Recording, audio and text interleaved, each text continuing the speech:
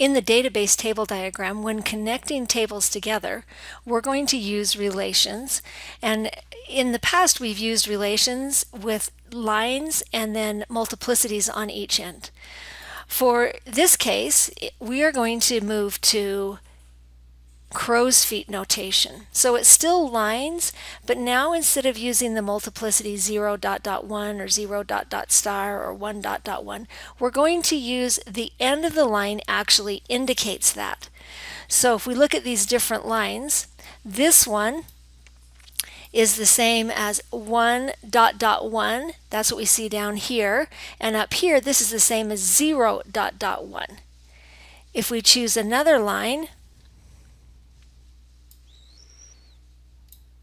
let me make these a little bit bigger. This line on this end is 1 dot dot 1, but on this end it's 0 dot dot many. So when that fans out to be multiple line ends, that represents the asterisk. The 0, that just the circle on there represents 0, so this would be 0 dot dot many.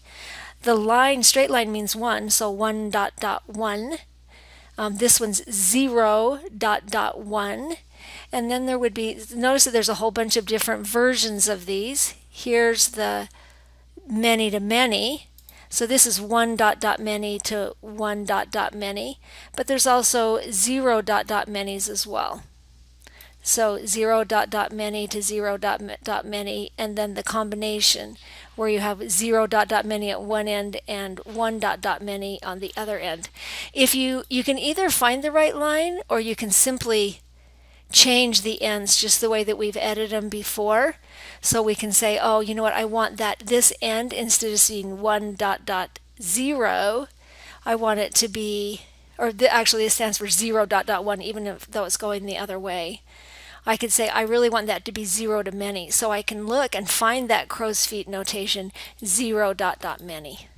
So now we have 0 dot dot many to 1 dot dot many. So with crow's feet notation, you can represent all the different relations that we had in the class diagram, but you don't have to add any text to it because the end of the lines themselves represent that multiplicity.